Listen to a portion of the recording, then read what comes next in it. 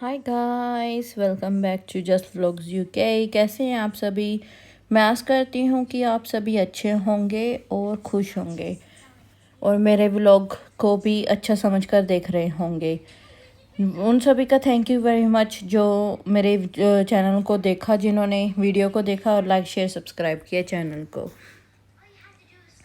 तो जैसे कि आप देख सकते हैं कि मैंने वीडियो शुरू की है फिर से लंदन आई से और इस पार्क से। और ये जो पार्क है ना, ये बच्चों का ही पार्क है और ये लंदन आई के बिल्कुल पास में है, बिल्कुल ही साथ में है। वो पीछे आप देख सकते हैं लंदन आई है वो।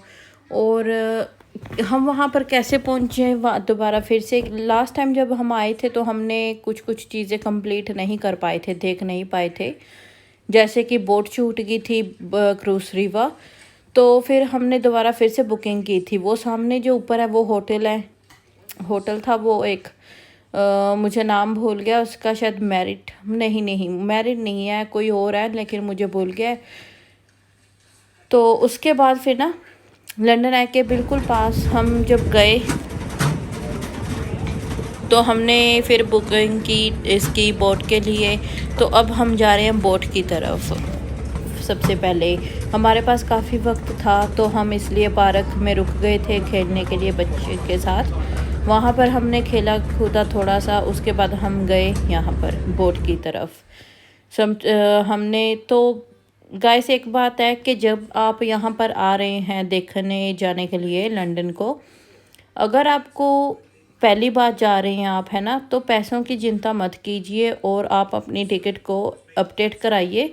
मतलब उसको अपडेट करा के मतलब प्रायोरिटी टिकट लीजिए, जो कि 57 पाउंड है मुझे लगता है वो। उसकी वजह से क्या होता है कि जब आप वो टिकट लेते हैं ना, प्रायोरिटी टिकट, तो आपको ना पहले चांस मिल जाता है कि बोट के ऊपर जाके बैठने का, सबसे आगे। तो फिर आप सब कुछ अच्छे से देख सकते हैं। अगर वो टिकट नहीं लोगे और आप लेट हो जाएंगे तो फिर आपको चांस नहीं मिलेगा ऊपर बैठने का, नीचे ही बैठने को नीचे बैठने को मिलेगा। अगर आप काफ़ी लेट हो गए तो फिर आपका नीचे ही बैठेंगे। और ये जो है बोट वो है हमारी, जहाँ पर हम जाने वाले थे। और अभी तो ये बोट वापस आई है, लोगों से भरी हुई है। अभी वो लोग जो है वो बाहर निकलेंगे इसमें से, तो फिर हम लोग जो लाइन में खड़े हों वह वापस उस बोट में जाएंगे। तो अब हम बोट में जा चुके थे। तो सबसे पहले हम ही बैठे हुए थे क्योंकि हमने अपनी टिकट्स अपडेट की हुई थी, अपग्रेड। तो यहाँ पर एक और बोट आई थी, ये वाली, ये भी दिखा रहे थे। ये 50 पाउंड की, 57 पाउंड की एक बंदे की टिकट होती है, 50 पाउंड कुछ ऐसे ही। तो यहाँ पर वो दिखा रहे हैं उनको, जो बोट वाले होते हैं ना, वो सब कुछ बताते हैं।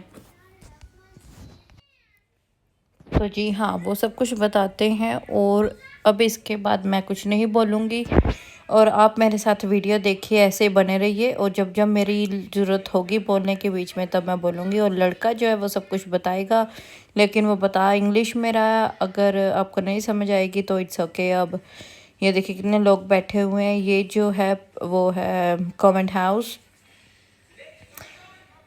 तो मैं इसमें अब कुछ नहीं बता रही हूँ, तो please carry on watching the video. Thank you. Cafes, bathrooms, and all this separation was put in place to avoid corruption. And I will say no more on that. The tallest tower on the building, the one with the Union flag flying above it, is the Victoria Tower. It was originally designed as a royal entrance into the building. It's now home to the Parliamentary Records and Parliamentary Archives. The pointed tower in the middle of the building is the Central Tower. This one was originally used for ventilation from the many fireplaces that formerly heated the building. And it continues to allow a lot of hot air today. And finally, the clock tower at the end there, one of our most famous landmarks here in London. I'm sure you can all make a guess at the name of this tower. Big Ben, you might be thinking? Well, I have to tell you that is wrong. This tower is not called Big Ben. I know, what a shock plot twist. No, the name of the tower is the Elizabeth Tower. The name Big Ben actually goes to the 13-ton bell inside the tower. We think that name, Big Ben, comes from a man named Benjamin Hall. He was the commissioner of the works when that bell was installed. And apparently, he was a very loud and round-shaped man, not very nice to his workers. So they all decided to name their very loud and round-shaped bell after him. There's two pots of them. Let's just be grateful his name wasn't Richard.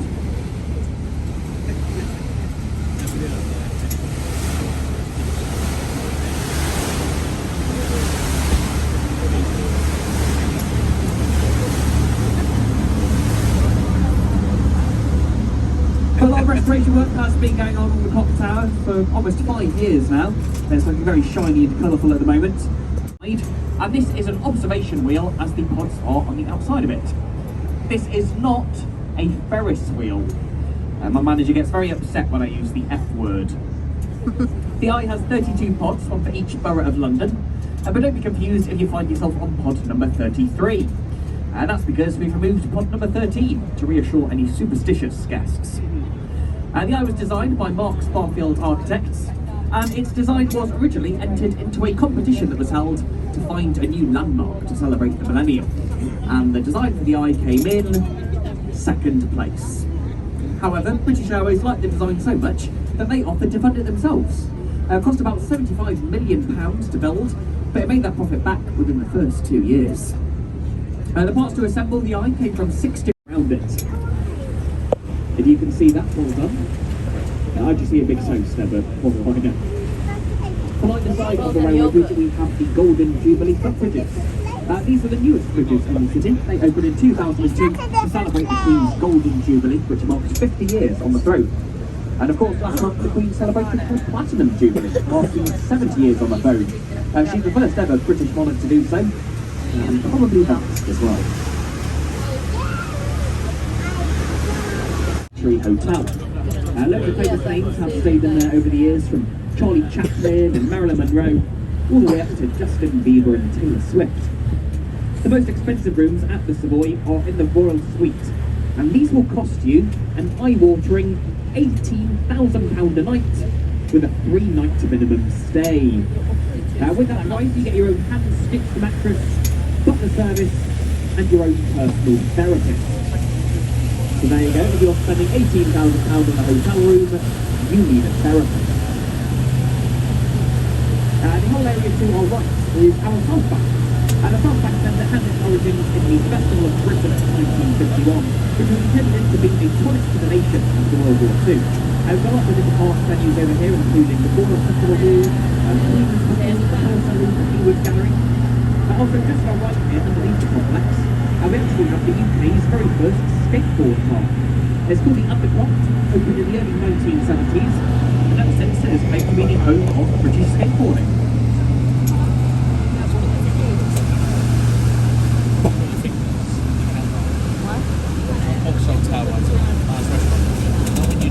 This next building on the right with the electronic screen above it is our Royal National Theatre.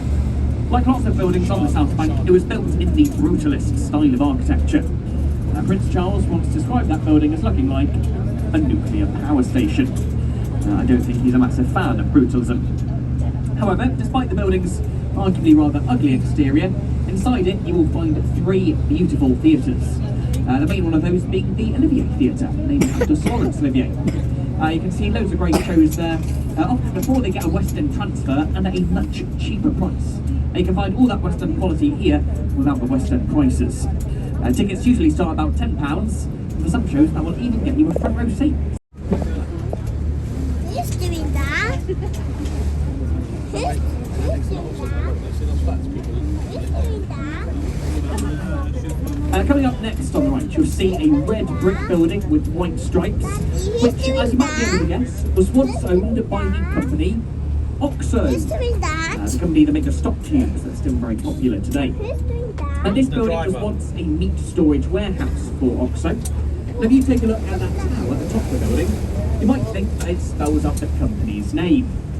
However, I have to tell you that is technically not true. In the 1930s, when this tower was built, skyline advertising was illegal, and so Oxo were taken to court for building that tower. Now, fortunately for them, they had a rather clever lawyer who made the argument that they had ordered a random set of geometrically shaped windows. 1 circle, 1 cross, and 1 more circle. And they got away with it. Unbelievable. Personally, I think the judge of that case was in the pocket of big gravy. He definitely had stock in in the company.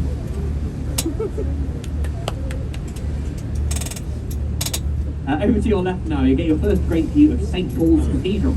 It's one of the largest domed cathedrals in the world, and this is actually the fifth iteration of St Paul's. And the previous version at its time of construction was the tallest building in the world. However, that was burnt down during the Great Fire of London in 1666. This one was designed by a man named Christopher Wren and completed in 1711. That actually made Christopher Wren the first architect of St Paul's to see his own design through to completion. Every other architect in the building for 400 years. My colleague Jane believes it's haunted. She claims to have seen many spirits behind the bar. Lots of famous people have drank in there over the years. So it's very popular with writers across history. William Shakespeare drank in there until he was barred. Dr. Samuel Johnson, who wrote the dictionary, drank in there. The diarist Samuel Pepys witnessed the Great Fire of London, and he became the first Englishman to circumnavigate the globe.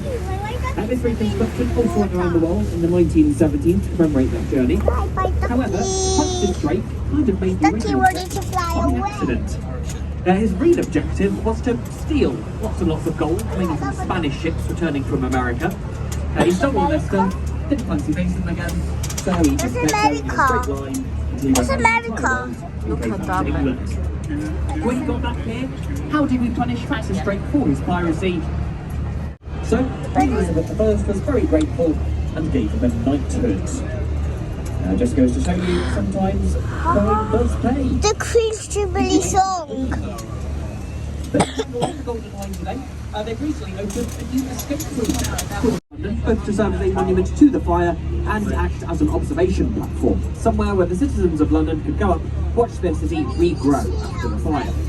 You can still go up the monument today. It's got 311 steps. There is no lift, but the views from the top are excellent. I like to say it's also a monument to the Great Fire, because by the time you get to the top, your thighs are burning. And now, the thing you've all come here to see today. The magnificent, world-famous London Bridge. The magnificent, world-famous London Bridge is directly behind us. We just went underneath it. Yeah, that rather dull-looking concrete bridge behind us was London Bridge. The bridge ahead of us is Tower Bridge. But don't worry if you get them mixed up. Even Google Images gets it wrong. If you Google London Bridge, it'll just show you pictures of Tower Bridge. Also, the singer Fergie from the Black Eyed Peas, remember her? She released a solo single in 2006 titled London Bridge. But in the music video, she's twerking away on Tower Bridge. Nice one, Fergie.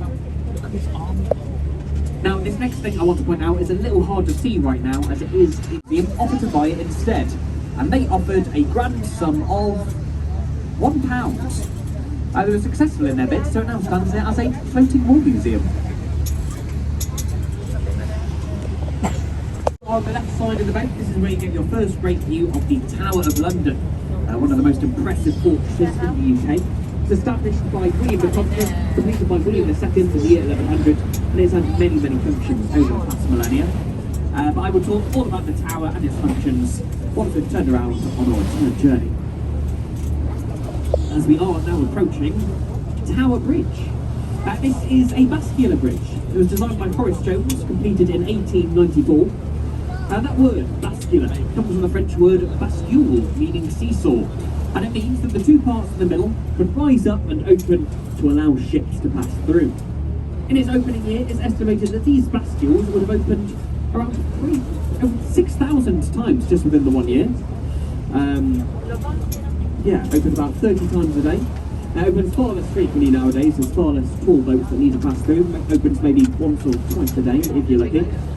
However, any boat that is tall enough, as long as it gives at least 24 hours notice, the bridge will always open for them. And river traffic always has right of way over road traffic here in London.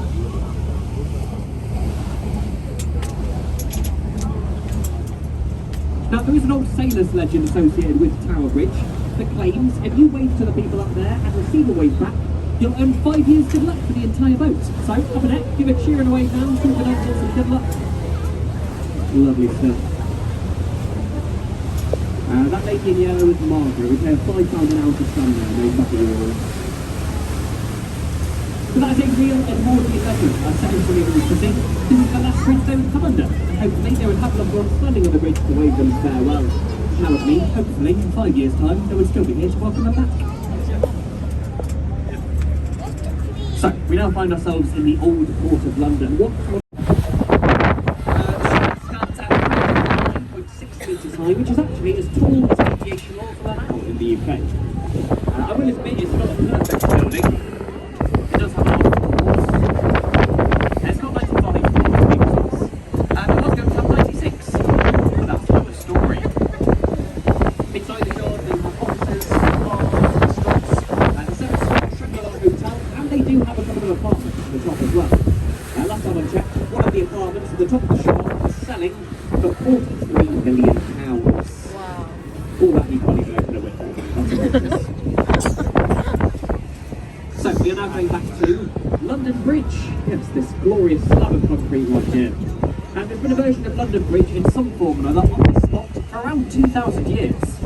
The Romans established the first wooden bridges here, and we then had a medieval stone bridge on this site. That was a very menacing structure. It had 7-storey buildings on top of it, heads on spikes in its southern gatehouse. But the medieval bridge lasted for over 600 years until it was replaced by the Victorians. We then had Victorian London Bridge there until the 1960s, when we noticed it was starting to sink. So, a man named from America, the Victorian London Bridge, so he bought it, transported it brick by brick to his home in Arizona, where it now stands over Lake Havasu as a tourist attraction, and it's still there to this day.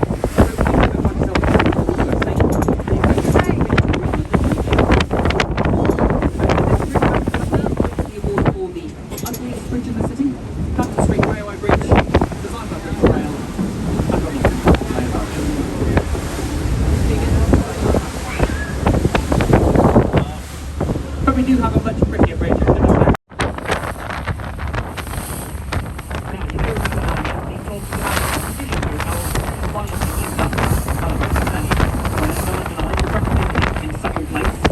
Well, the bridge ahead of us is the design that won that competition.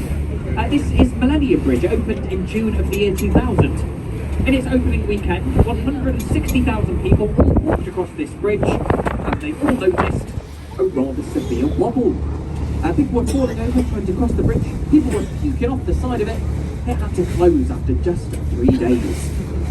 And the bridge's designer was a man named Norman Foster. He was interviewed and asked about this wobble, and he would tell his assistant, try and watch you later, it would not be so friendly, I assure you.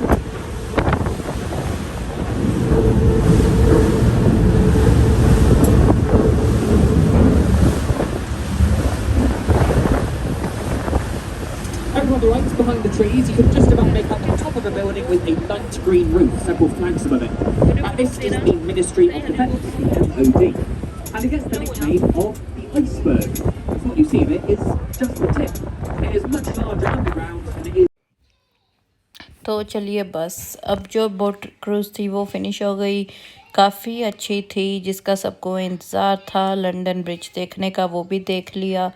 और कैसी बात होती है कि अभी हम पानी में थे और अभी हम इतनी स्काई में हो गए हैं, फिर से लंदन आई में आ गए हैं कि मेरे हस्बैंड बोलते हैं और मेरी बेटी बोलने लगी कि हम दोबारा फिर से जा सकते हैं इसमें। तो फिर से हमने फटाफट से उसकी टिकट ली, क्योंकि उसने बोल दिया कि मैंने जाना है फिर से उसमें लंदन आई में, तो फिर हम ऊपर आ गए। अदरवाइज़ ये तो हमने कर ही ली थी लास्ट वीक, तो इसकी ज़रूरत नहीं थी। तो फिर हमने की दोबारा फिर से, और फिर वीडियो बनाने का मुझे मौका मिल गया। और अभी जब मैं नीचे दिखा रही थी, वो दिखा रही थी पार्क, और वहाँ पर अभी हम थे, और अभी घूम कर इधर आ गए हैं। लोग जा रहे हैं नीचे, और ऐसा ही होता है बस, ज़िंदगी का कुछ पता नहीं चलता। और like share subscribe to the channel. Thank you for watching.